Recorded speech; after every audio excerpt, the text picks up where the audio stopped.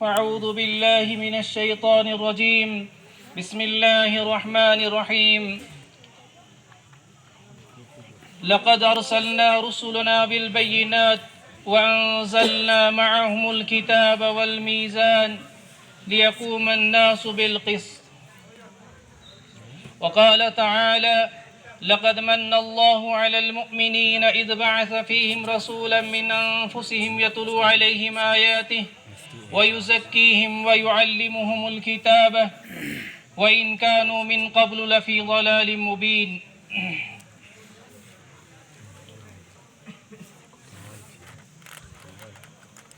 وعن أبي هريرة رضي الله تعالى عنه قال قال رسول الله صلى الله عليه وسلم من يأخذ عني هؤلاء الكلمات فيعمل بهن أو يعلم من يعمل بهن قال أنا يا رسول الله صلى الله عليه وسلم فأخذ بيدي فعد 5 قال اتق المحارم تكن عابد الناس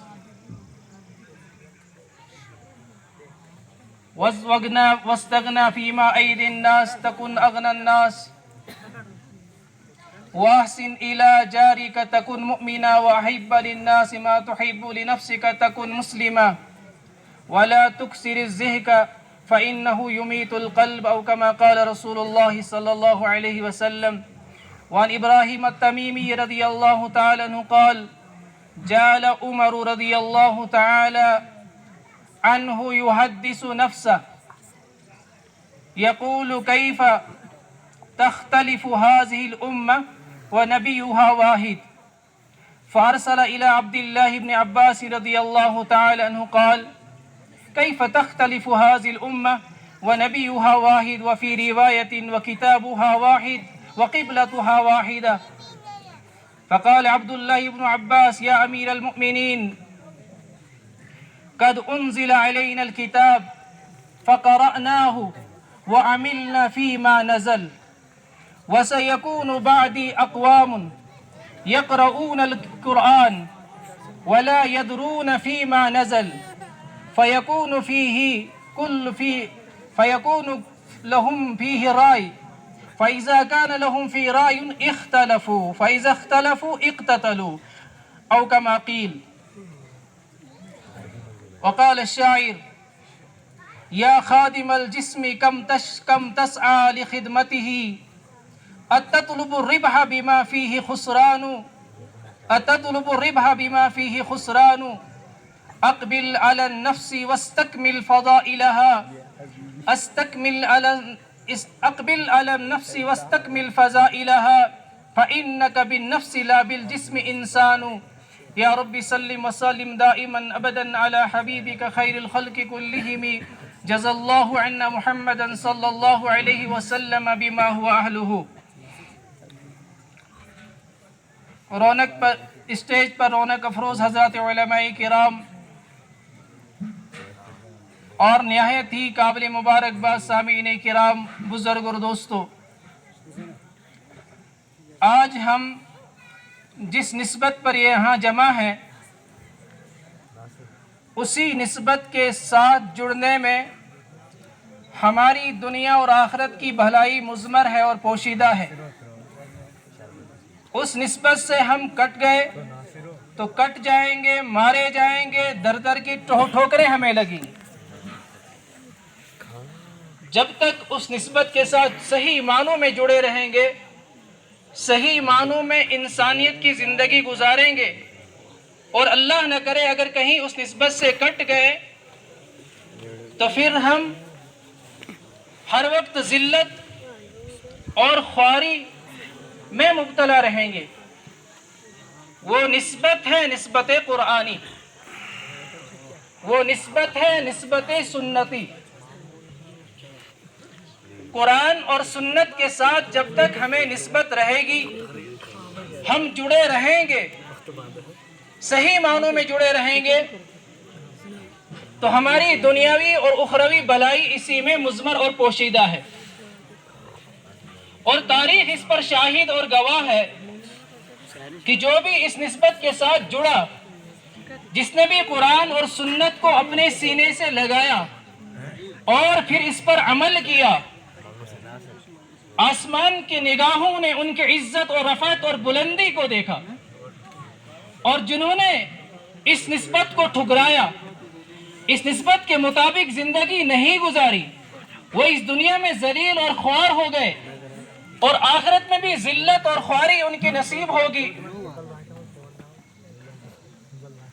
اللہ کا شکر اور احسان کرنا چاہے کہ اللہ نے ہمیں اور آپ کو ایمان والا بنا کر اس عظیم نسبت سے جوڑا ہے،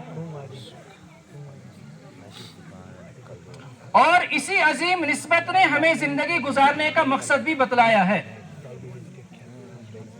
کہ ہمارے اس دنیا میں آنے کا مقصد کیا ہے، ہمارا نسب العین کیا ہے۔ دیکھیے بات تھوڑی دیر ہوگی لیکن توجہ کا میں جو ہے طالب رہوں گا، اگر توجہ نہیں رہے گی تو بات سمجھ میں نہیں آئی۔ جب ہم آئے ہیں، اپنا وقت جو ہے ہم نے نکالا ہے تو اس کو قیمتی بنائیں۔ دین کی جو بات سنیں اس کے سننے کا ایک حق ہوتا ہے، تھوڑی ہی دیر سنیں لیکن غور و فکر کر کے سنیں۔ اب تو آپ کے سائے کے لیے بھی انتظام ہوا ہے ماشاءاللہ، اور یہ ضروری بھی تھا، کیونکہ آدمی جب تک خلل اور تشویش میں وہ بات نہیں سمجھتا ہے تو اب تو سایہ بھی ہے، اطمینان اور سکون ہے، لہٰذا اطمینان اور سکون کے ساتھ ہم بات سنیں۔ یہ تو بودھ ہو گیا آج ہمیں قرآن اور سنت سے، ہمیں اس میں مزہ اور لطف نہیں آتا ہے۔ دنیا کی آوازیں ہمارے دل کے اندر اثر کر جاتی ہیں، ہم ناچتے بھی ہیں، کودتے بھی ہیں، وقت بھی نکالتے ہیں، وقت کی کوئی پرواہ نہیں ہوتی ہے، حیا بھی کی کوئی پرواہ نہیں ہوتی ہے، وہاں تو ہم اپنا پورا وقت دیتے ہیں۔ لیکن جہاں ہماری زندگی کا مقصد ہمیں سمجھایا جاتا ہے، زندگی گزارنے کا مقصد سمجھایا جاتا ہے، اور جہاں ہماری صحیح خوراک ہے وہ ہم خوراک لینے کے لیے تیار نہیں ہیں، تو اس لیے گزارش ہے کہ تھوڑی توجہ کے ساتھ بات سنیں۔ تو اس نسبت نے ہمیں، اس قرآن نے ہمیں زندگی گزارنے کا مقصد بتلایا۔ دیکھیں علامہ غزالی علیہ رحمہ نے فرمایا کہ انسان ازلی نہیں ہے لیکن ابدی ہے، انسان ازلی نہیں ہے لیکن ابدی ہے، ہمیشہ سے نہیں ہے لیکن ہمیشہ تک رہے گا، ہمیشہ سے نہیں لیکن ہمیشہ تک رہے گا۔ اب اس کو اپنا نسب العین اور مقصد ایسا نکالنا ہے، اس کے مطابق زندگی گزارنی ہے کہ جو اس کے ساتھ ہمیشہ رہے۔ عہد الستو کے اندر انسان تھا، وہاں سے منتقل ہو کر مادر جو ہے بطن کے اندر آیا، وہاں سے عالم دنیا کے اندر آیا، یہاں سے عالم آخرت کی طرف، عالم برزخ کی طرف انتقال کرے گا، عالم برزخ کی طرف، عالم آخرت کی طرف انتقال کرے گا، اور عالم آخرت میں کچھ خوش نصیبوں کو جنت کا راستہ بتلا دیا جائے گا، اور کچھ بد نصیبوں کو جہنم کا راستہ بتلائے گا، اور بعض اپنے کفر کی بنیاد پر ہمیشہ ہمیشہ جہنم میں رہیں گے، اور بعض اپنے ایمان کی بنیاد پر ہمیشہ ہمیشہ جنت میں رہیں گے۔ موت کو لایا جائے گا، جنت اور دوزخ کے درمیان ذبح کر دیا جائے گا، اب کوئی موت نہیں ہے۔ اس کے اندر وجہ کیا ہے کہ جنت اور دوزخ کے درمیان موت کو ذبح کیا جائے گا، کہا تاکہ جنت والوں کو اور خوشی میں اضافہ ہو، اور جہنم والوں کی افسوس میں اور ان کی جو ہے ہولناکی میں اور اضافہ ہو جائے کہ اب یہاں سے نکلنا نصیب نہیں ہوگا، اب جو موت تھی اس موت کو ہی ذبح کر دیا گیا، اب جہنم سے نکلنا نصیب نہیں ہوگا، اور جو جنت میں ہوں گے وہ ہمیشہ ہمیشہ کے لیے جنت میں رہیں گے، وہاں سے نکلنا نصیب نہیں ہوگا۔ لِمِثْلِ هَذَا فَلْيَعْمَلِ الْعَامِلُونَ، اسی جیسی کامیابی کے لیے عمل کرنے والے عمل کرتے ہیں۔ لہذا جب انسان لامحدود زندگی لے کر آیا، اس کے جینے کا مقصد بھی لامحدود ہوگا، اور وہ مقصد اس کا بنانے والا ہی بتلائے گا۔ اس مقصد کو سمجھانے کے لیے اللہ تبارک و تعالی نے انبیاء علیہ السلام کو انسان کی طرف مبعوث فرمایا، اور ان انبیاء نے انسان کو ان کی زندگی کا مقصد بتلایا۔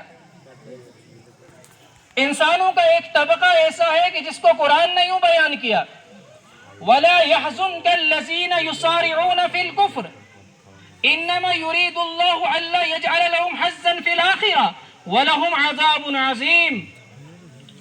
وَلَا يَحْزُنْكَ الَّذِينَ يُسَارِعُونَ فِي الْكُفْرِ،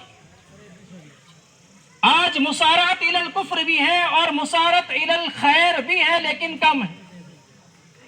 کفر کی طرف انسان تیزی کے ساتھ دوڑ رہا ہے، اور ایمان والے کی شان ہے یسارعون فی الخیرات، یہ نیکی کے کاموں کی طرف دوڑیں گے، آگے بڑھیں گے، ایک دوسرے سے بڑھ چڑھ کر حصہ لیں گے۔ اللہ نے اپنے محبوب کو تسلی دی، کہا جو یہ کفر کی طرف بھاگ رہے ہیں، کفر کی طرف دوڑ رہے ہیں، ان کو دوڑنے دیجئے۔ وَلَا يَحْزُنْكَ الَّذِينَ يُسَارِعُونَ فِي الْكُفْرِ، جو کفر کی طرف دوڑ رہے ہیں یہ آپ کو غم میں نہ ڈالے۔ يُرِيدُ اللَّهُ أَلَّا يَجْعَلَ لَهُمْ حَظًّا فِي الْآخِرَةِ، اللہ یہ چاہتے ہیں کہ ان کا آخرت میں کوئی حصہ نہ ہو۔ وَلَهُمْ عَذَابٌ عَظِيمٌ، اور ان کے لیے دردناک عذاب کہ یہ کفر کی طرف بھاگ رہے ہیں، دوڑ رہے ہیں، کفریہ جو ہے اعمال کر رہے ہیں، یسارعون فی الکفر، کفر کی طرف دوڑ رہے ہیں۔ فرمائے ان کے لیے دردناک عذاب ہیں آخرت میں۔ اور ہم جو ان کو مہلت دے رہے ہیں، یہ مہلت اپنے لیے بہتر نہ سمجھے، یہ مہلت ہم اس لیے دے رہے ہیں کہ اپنی سرکشی کے اندر اور بڑھ جائے، پھر اللہ جب پکڑیں گے پھر چھوڑیں گے نہیں۔ ان باتوں کو دیکھ کر ہمیں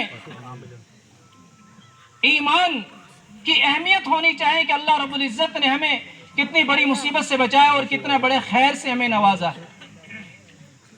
لیکن آج ہمارے دین خیر سے بھر گئے، خیر سیکھنے سے پیٹ بھر گیا ہے۔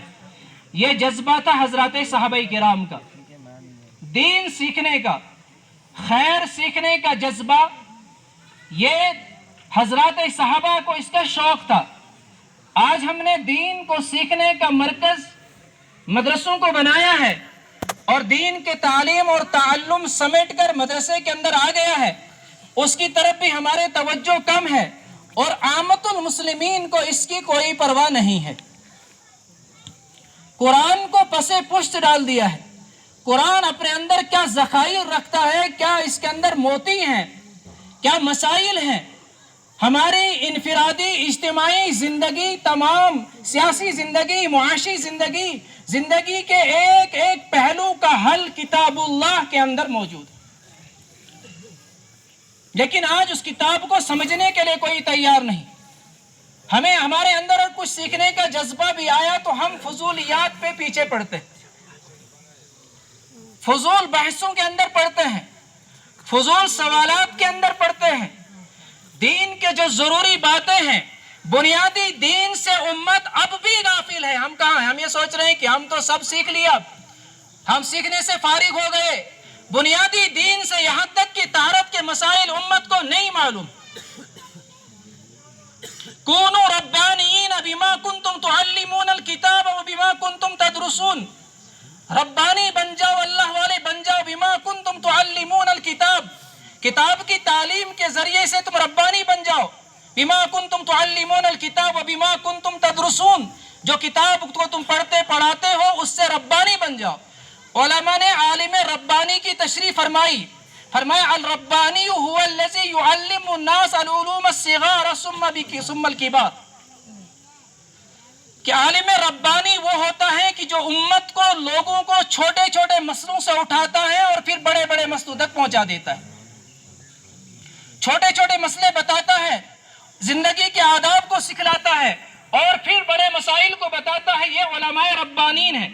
الحمدللہ ثم الحمدللہ ہمارے مدارس کے اندر یہ ترتیب اب بھی موجود ہے۔ آپ یہ سمجھیں کہ مدارس کی جو خدمت ہے یہ محدود نہیں ہے، یہ لامحدود ہے۔ اگر کسی ایک مدرسے سے، بخاری شریف سے فارغ ہونے والے 200 طلبہ ہیں مثلا، تو آپ کیا سمجھتے ہیں 200 گاؤں اور 200 بستیاں زندہ ہو گئی؟ کتنی؟ یہ 200 گاؤں کے 200 علماء اگر نکلے ہیں، انہوں نے زندہ کیا 200 بستیوں کو، 200 علاقوں کو۔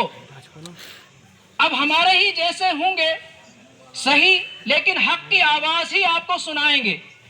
اب علامہ انور شاہ کشمیری علیہ رحمہ جیسے علماء مدارس سے نہیں نکلتے ہیں، لیکن ہم مایوس نہ ہوں، جو بھی نکلتے ہیں جیسے کیسے صحیح، لیکن اللہ ہی کی طرف بلاتے ہیں، اللہ ہی کی طرف بلاتے ہیں۔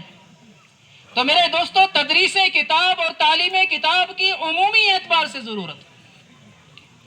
میں نے ایک روایت آپ کے سامنے پڑھی تھی، مومن تو ایسا ہونا چاہے تھا۔ آج ہمارے جوانوں کو انگریزی زبان بولنے پر فخر ہے، حالانکہ وہ بھی نہیں آتی، اردو بھی نہیں آتی، تو انگریزی کی تو دور کی بات ہے۔ اردو بھی ہم صحیح نہیں بول پاتے، انگریزی کے چند جملے آتے ہیں ان پر فخر کرتے ہیں۔ فخر کرنا تھا ہمیں کس پر؟ عربی زبان پر۔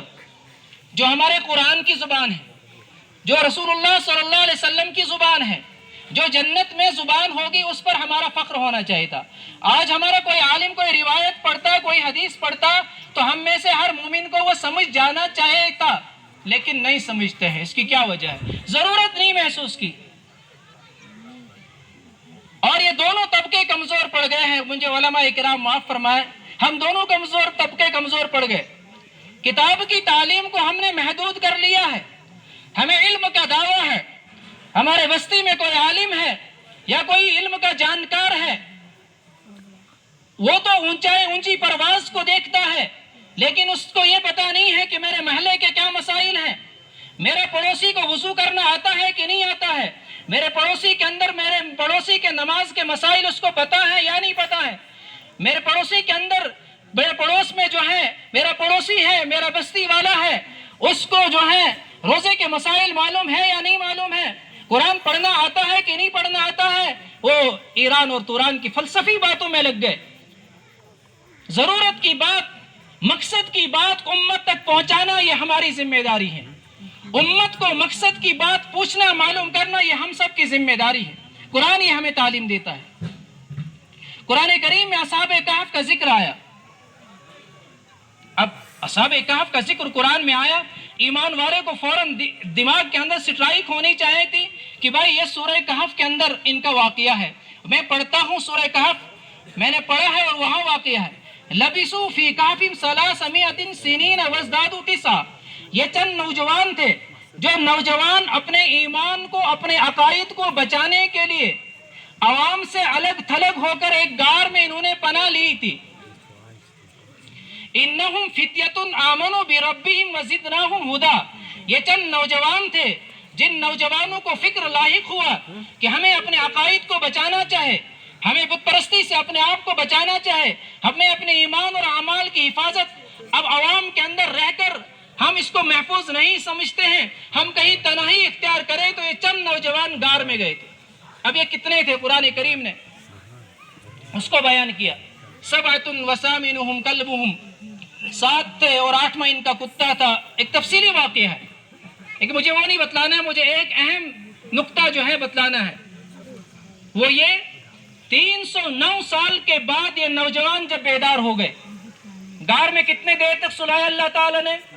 309 سال تک سلایا اور زندہ رکھا، نیند میں رکھا 309 سال تک، بغیر کھانے اور پلانے کے اللہ نے غار میں زندہ رکھا۔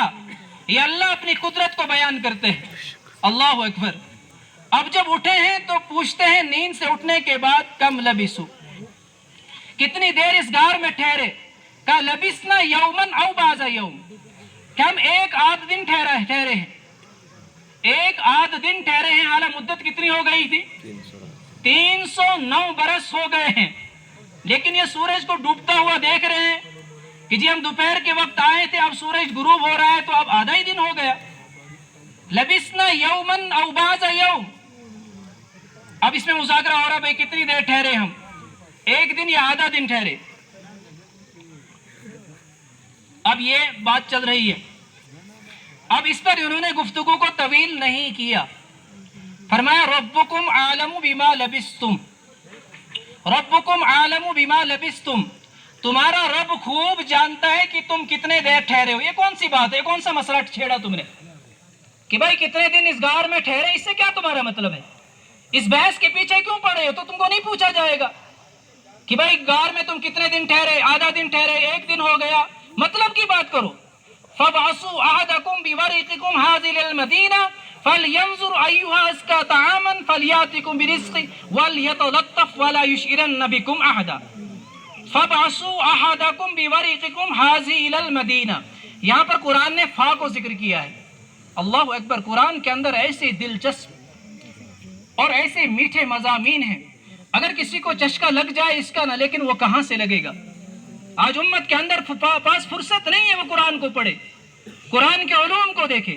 یہاں قرآن نے فبعثوا میں فا کو استعمال کیا ہے، اور یہ فا کسی چیز کی جلدی کو بتاتا ہے کہ بھائی چھوڑو اس بے ضرورت بحث کو کہ بھائی ہم کتنی دیر ٹھہرے ہیں، اب کام کی بات کرو۔ کام کی بات کیا ہے؟ بھوک لگی ہے، اب تو لگنی تھی، بھائی 309 سال ہو گئے، اب تو بھوک لگنی تھی، تو لہٰذا ایسا کرو، جلدی سے ایسا کام کرو، فَبْعَثُوا أَحَدَكُمْ بِوَرِقِكُمْ هَٰذِهِ إِلَى الْمَدِينَةِ، اپنے میں کسی کو یہ سکہ دے کر شہر کے اندر بھیجو کھانا لانے کے لیے۔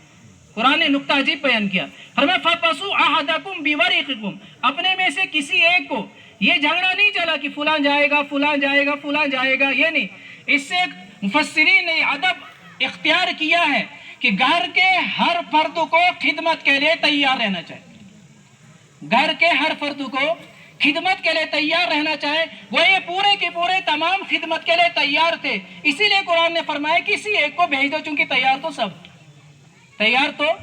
ہے۔ فَبْعَثُوا أَحَدَكُمْ بِوَرِقِكُمْ هَٰذِهِ إِلَى الْمَدِينَةِ، شہر میں یہ سکہ دے کر کسی کو بھیجو، فَلْيَأْتِ بِرِزْقٍ مِّنْهُ، فَبْعَثُوا أَحَدَكُمْ بِوَرِقِكُمْ هَٰذِهِ إِلَى الْمَدِينَةِ فَلْيَنظُرْ أَيُّهَا أَزْكَىٰ طَعَامًا، وہ دیکھ لے کون سا کھانا پاکیزہ اور حلال ہے، وہ لے کر آئے، ایسا نہیں کہ جیسا بھی کھانا ہو وہ لے کر آئے، حلال اور حرام کی کوئی تمیز نہیں۔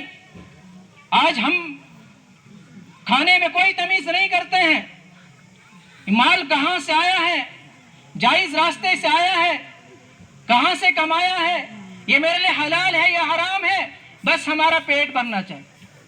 اور ادھر سے دعوے تو بڑے ہیں کہ ہم اسلاف کے ماننے والے ہیں، ہم تو صحابہ کے مشن پر چلنے والے ہیں، صحابہ کو شک ہو گیا، حرام کا صرف شک اور شبہ ہو گیا تو کھانے کے لقمے پر قے کر کے پورا کھانا واپس لے کر آئے۔ آج ہم کتنی قے کریں گے، پیٹ ہی بھرا ہوا اسی سے، کتنی قے کریں گے، مر جائیں گے قے کر کے، وہ اندر بھرا ہوا اسی سے، حرام سے بھرا ہوا۔ دوستو ہم بڑی غفلت میں ہیں، دین کا ظاہری لبادہ جو ہم نے اوڑھ کے رکھا ہے یہ بھی پتہ ہے کیسے ہے، میں نے پگڑی باندھی ہے، لباس پہنا ہے کہ بھائی میں مدرسے میں پڑھاتا ہوں لہٰذا ذرا لباس اسی طرح کا رکھنا پڑے گا، شاید وہ عظمت سنت کی نہیں ہے جو ہونی چاہیے، یہ ایک ضابطے کے تحت ایک عرفی شرما شرمی میں، عرف میں اگر میں بوڑھا ہو کر اب داڑھی کاٹوں گا تو لوگ کیا کہیں گے کہ بھائی یار نہ بوڑھا ہو کر یہ داڑھی کاٹ رہا ہے، حالانکہ اس وجہ سے نہیں اس کو داڑھی رکھنی تھی، اور کاٹنے سے جو بچنا تھا وہ اللہ کا حکم، اللہ کے نبی کا حکم مان کر کرنا تھا۔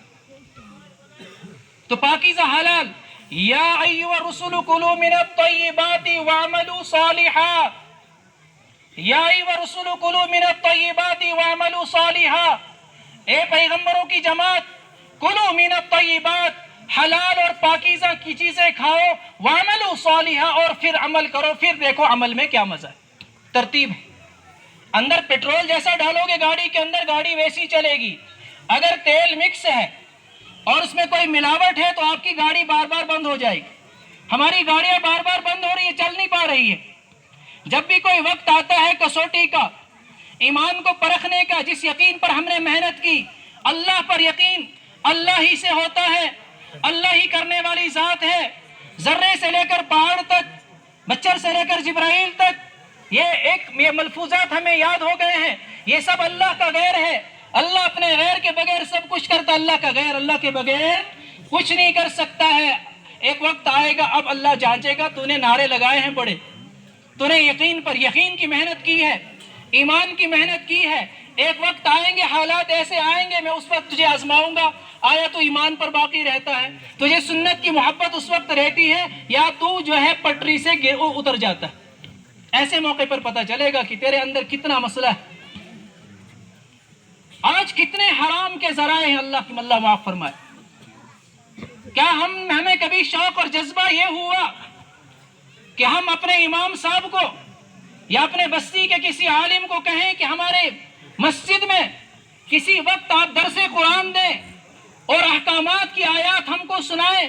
قرآن نے جو احکامات بیان کیے ہیں، احل اللہ البیع وحرم الربا، اللہ نے خرید اور فروخت کو حلال کیا ہے اور سود کو حرام کیا ہے۔ آج سود کے بغیر ہماری زندگی نہیں گزرتی ہے۔ ہم نے بڑے بڑے مکانات بنائے ہیں، یہ بینک سے لون نکال کر بنائے، یہ سود نکال کر بنائے ہیں، ہم نے یہ سود دے دے کر مر رہے ہیں۔ جتنا زیادہ ملازم ہے، جتنا زیادہ اس کے پاس مال ہے، اتنا ہی زیادہ وہ سود نکالتا ہے، اور پیسے جس کو ملنا چاہتے، غریب کو تو کچھ بھی نہیں ملتا، غریب کوئی نہیں نکالے، اس کو ملتا ہی نہیں۔ غریب لون نکالے گا، سود نکالے گا، اس کو نہیں ملے گا، نکالے گا کون؟ ملازم ہی نکالے گا. وَيْلٌ لِّلْمُطَفِّفِينَ الَّذِينَ إِذَا اكْتَالُوا عَلَى النَّاسِ يَسْتَوْفُونَ وَإِذَا كَالُوهُمْ أَوْ وَّزَنُوهُمْ يُخْسِرُونَ أَلَا يَظُنُّ أُولَٰئِكَ أَنَّهُم مَّبْعُوثُونَ لِيَوْمٍ عَظِيمٍ يَوْمَ يَقُومُ النَّاسُ لِرَبِّ الْعَالَمِينَ. وَيْلٌ لِّلْمُطَفِّفِينَ، خرابی اور بربادی ہے تطفیف کرنے والوں کے لیے، کمی کرنے والوں کے لیے، حقوق کے اندر کمی کوتاہی کرنے والوں کے، ناپ تول میں کمی اور کوتاہی کرنے والوں کو. الذین اذا اکتالوا علی الناس یستوفون، جب لوگوں سے لیتے ہیں تو برابر لیتے ہیں، لوگوں سے لیتے ہیں تو تول کر برابر لیتے ہیں. وَإِذَا كَالُوهُمْ أَوْ وَّزَنُوهُمْ يُخْسِرُونَ، جب ان کو ناپ کر دیتے ہیں یا تول کر دیتے ہیں تو کم کرتے ہیں. ملازم کیا کرتا ہے؟ تنخواہ پوری لیتا ہے، مہینے کی تنخواہ پوری لیتا ہے. اذا اکتالوا علی الناس یستوفون وَإِذَا كَالُوا وَّزَنُوهُمْ يُخْسِرُونَ، جب ان کو دیتے ہیں تو کم دیتے ہیں.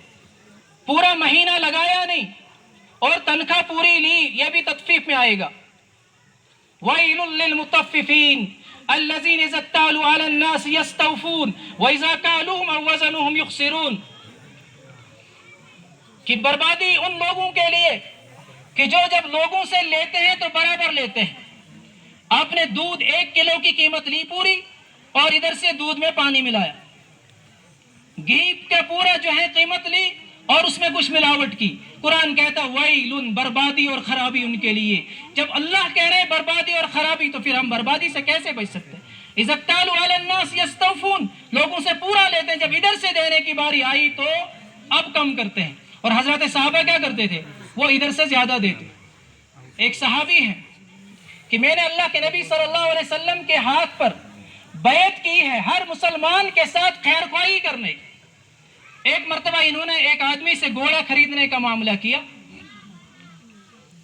اس شخص نے گھوڑے کی قیمت 200 درہم بتائی غالباً، اور صحابی غالباً حضرت تمیم داری رضی اللہ تعالیٰ عنہ تھے. انہوں نے فرمایا کہ نہیں، مجھے لگتا ہے یہ گھوڑا اس سے زیادہ قیمت کا ہے. آج افراط اور تفریط کا ہم شکار ہیں، بیچنے والا بھی خریدنے والا بھی. کبھی بیچنے والا گڑبڑ کرتا ہے، کبھی خریدنے والا اس بیچنے والے کو تنگ کرتا ہے. فرمایا میں نے ہر مسلمان کے ساتھ خیر خواہی پر اللہ کے نبی کے پر بیعت کی ہے. فرمایا کہ بھائی مجھے لگتا ہے کہ آپ نے اس گھوڑے کی قیمت کم لگائی ہے، مجھے لگتا ہے کہ 400 درہم کے برابر ہے. فرمایا تو آپ کی مرضی ہے، میں نے 200 درہم قیمت لگائی ہے تو آپ کی مرضی. پھر 400 لگانے کے بعد کہا نہیں، مجھے لگتا ہے کہ اور مزید اضافے کرنا چاہے چونکہ گھوڑا بڑا عمدہ ہے اور آپ اس کی قیمت صحیح نہیں لگا سکے. یہاں تک کہ بڑھاتے بڑھاتے 800 درہم میں گھوڑا خریدا اور بیچنے والے نے قیمت کتنے لگائی تھی؟ 200 درہم. یہ ہے صحابہ. ادھر سے زیادہ دیا، ہم دینے کے لیے تیار ہیں ادھر سے زیادہ. کلوا من الطیبات واعملوا صالحا. آج ہمارا نوجوان کچھ نہیں کرے گا، بیکار بیٹھے گا اور ڈریم 11 کھیل کر گھر میں پیسے کمائے گا. او بھائی تو مسلمان ہے، تو حدود کے اندر گھرا ہوا ہے، تو آزاد زندگی گزار نہیں سکتا. تیری فکر اور سوچ تو ایمانی ہونی چاہیے. آج کے فتنوں میں ایک فتنہ فکری سوچ کا فتنہ بھی ہے. سوچ پر حملہ کیا جا رہا ہے ایمان والوں کہ ڈریم 11 کھیلنا یہ تو قمار ہے، جوا، قمار اور جوا ہے. اور قمار اور جوا یہ حرام ہے. اور قمار کی تعریف اور ڈیفینیشن کیا ہے؟ تعلق المال بالخطر، مال کو خطرے میں ڈالنا، مل بھی سکتا اور نہیں بھی مل سکتا، یہ قمار ہے، یہ جوا ہے، جوا بازی میں مبتلا ہے، یہ حرام ہے. اور یہ حلال اور حرام کے مسائل سیکھنے کا ہمارے دل کے اندر جذبہ پیدا ہوا. معاشرے کے اندر اتنے مسائل ہیں، اللہ اکبر، اور ان تمام مسائل کا حل قرآن میں موجود ہے. ایک اہم مسئلہ ہمارے معاشرے کے اندر ہر جگہ پایا جاتا ہے، وہ یہ کہ کہیں کوئی عورت بیوہ ہو گئی یا اور ادھر سے کسی کی بیوی مر گئی. اب اس کو کیا کرنا چاہیے تھا؟ اس بیوہ عورت کو عدت گزارنے کے بعد اس کو دوسری شادی کرنی چاہیے تھی. اور جو مرد ہے جس کے پاس بیوی نہیں ہے تو اس کو کیا کرنا چاہیے تھا؟ اس کو بھی دوسری شادی کرنی چاہیے تھی. قرآن کہتا اذا طلقتم النساء فبلغ اجلهن فلا تعذلوهن ان ينكحن ازواجهن اذا تراضوا بينهم بالمعروف ذالک یعز من کان یؤمن باللہ والیوم الآخر هو ازکا لکم واطہر واللہ یعلم وانتم لا تعلمون. اللہ اکبر. قرآن میں حکم موجود. اذا طلقتم النساء، کوئی عورت مطلقہ ہو گئی، فبلغن اجلہن، وہ اپنی مدت کو پہنچ گئی، اس کی عدت پوری ہو گئی، فلا تعذلوہن ان ینکحن ازواجہن، ان کو مت روکو کہ وہ اپنے شوہروں کے ساتھ نکاح کریں، اذا تراضوا بینہم بالمعروف، جبکہ وہ آپس کی رضامندی سے نکاح کر لے. ذالک یعظ بہ من کان منکم یؤمن باللہ والیوم الآخر، اس بات کی نصیحت اس شخص کو کی جا رہی ہے جو اللہ اس کے رسول پر ایمان لاتا ہے. هو ازکا لکم واطہر، یہ تمہارے لیے پاکیزگی کا ذریعہ ہے، پاکیزہ زندگی گزارنے کا ذریعہ ہے. واللہ یعلم وانتم لا تعلمون، اللہ جانتے اور تم نہیں جانتے ہو. کہاں یہ مسائل ہمارے معاشرے کے اندر زندہ ہوئے؟ کہاں ہم نے یہ مسائل سنے اور سنائے امت کو؟ اس لیے میرے دوستو، اللہ کے نبی صلی اللہ علیہ وسلم نے فرمایا ترکت فیکم امرین لم تزلوا ما تمسکتم بہما، کہ میں نے دو چیزیں تم کو دے کر گیا ہوں، کتاب اللہ اور میری سنت، ان دونوں کو مضبوطی سے پکڑو تو گمراہ نہیں ہوں گے. واعتصموا بحبل اللہ جميعا ولا تفرقوا واذكروا نعمة الله عليكم إذ كنتم أعداء فألف بين قلوبكم واعتصموا بحبل الله جميعا، اللہ کی رسی کو مضبوطی سے پکڑو. آج تو ہم رسی کے قریب جانے کے لیے تیار نہیں. اللہ کی رسی حبل اللہ کتاب اللہ، کہ وہ حبل اللہ اور اللہ کی رسی سے مراد کیا ہے؟ کتاب اللہ، اس کے مضبوطی سے پکڑو. یا یحییٰ خذ الکتاب بقوہ واستمسک بالذی اوحی الیک، کتاب کو مضبوطی سے پکڑو. لیکن ہم اس کے قریب نہیں جاتے تو مضبوطی سے کہاں پکڑیں گے؟ اس لیے ضرورت ہے اس بات کی کہ ہم اپنے مسجدوں کے اندر حلقے، تفسیری حلقے قائم کریں، قرآن کی تفسیر کو سنیں، مسائل کو سنیں اور سمجھنے والوں سے سنیں. وہی میں نے روایت آپ کے سامنے پڑھی کہ حضرت عمر رضی اللہ تعالی عنہ ایک مرتبہ خلوت میں بیٹھ کر سوچ رہے ہیں، فکر میں مبتلا ہے. جعل یحدث نفسہ، اپنے آپ سے بات کر رہے ہیں، کیف تختلف هذه الامہ ونبیها واحد.